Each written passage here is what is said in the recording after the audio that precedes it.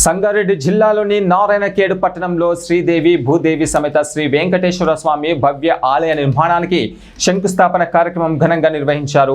Panchagama command సమీపంలోని అనంత venture ప్రాంతంలో నిర్వహించిన కార్యక్రమంలో భక్తులు, స్థానిక నాయకులు పెద్ద సంఖ్యలో పాల్గొన్నారు.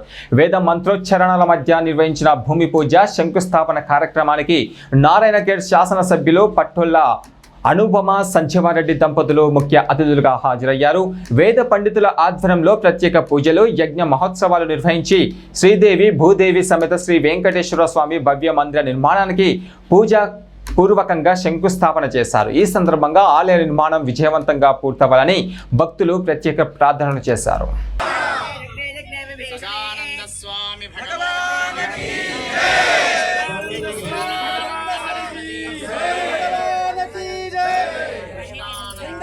सरस्वती भगवान की भगवानंद स्वामी भगवान की जय।